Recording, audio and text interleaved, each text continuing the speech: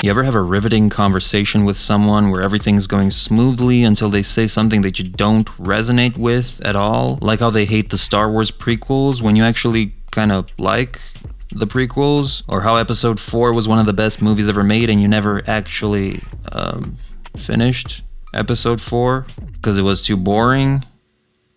What? Now, don't get me wrong. I've seen all 6 movies. Yes, 6. And I've seen them multiple times. I'm a certified Star Wars nerd, so keep your shirt on. But I don't blame those that saw them and thought they were boring, or those that didn't see them because they seemed boring. In fact, I don't even blame those that saw Episode 8 and thought, yeah, that was cool. Let's take 3 imaginary kids to illustrate something. Let's actually call them Prequel Kid, Sequel Kid, and OG Kid. Or maybe Old Kid.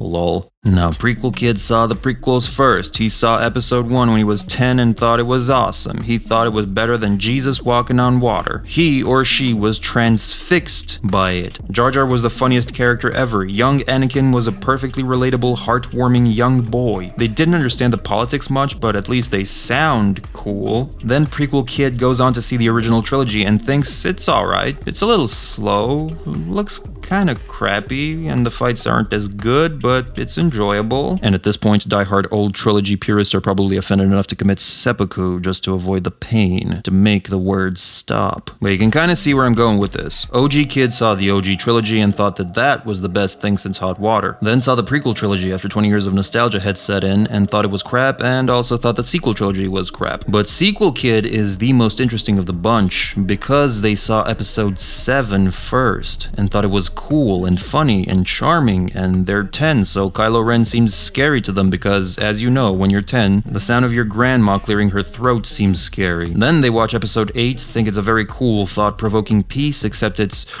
a little boring and slow. But yeah, Luke saves the day, he dies in his sleep, it's all good. Then they see Episode 9, and wait, who the fuck is Palpatine? I didn't see the prequels. Can someone fill me in? Who are all these guys? Why are they all dead? Why is no one dead? I thought she was no one's daughter. Wait, she's a Skywalker now? Who are those again? It's over. What?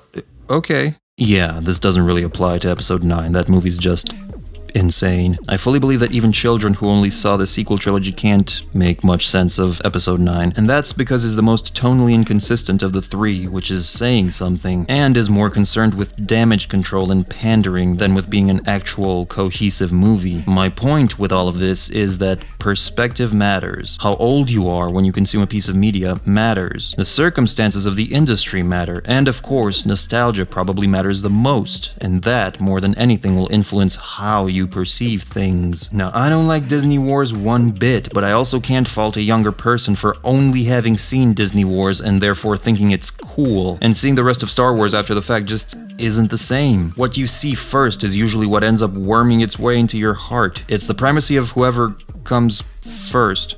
Damn, that sounds weird. Sounds like the primacy of primacy. You get what I mean. And don't get me wrong, you can still have your opinion and eat it, but the point of this video is to try and illustrate just how little of what you hold as fact actually is fact. It may be for you, and that's fine, but it definitely isn't a universal fact, and that's also fine. We each live in our own unique little bubble, and we shouldn't be surprised when we cross bubbles with other people, and find that their bubbles are completely different than ours. It should be expected. So when you're having that riveting conversation and the other person says something that you totally think is completely false and unfounded, instead of going, "That's dumb," and "You're dumb," try going, "Interesting. What do you think that? How'd you come to that conclusion?" Anyway, that's it for this one. If you can do me a favor and subscribe, that'd be great. Makes me feel more important than I am. So yeah, try to understand other perspectives before you tear them down, and therefore understand when I tell you that the sequel trilogy is shit.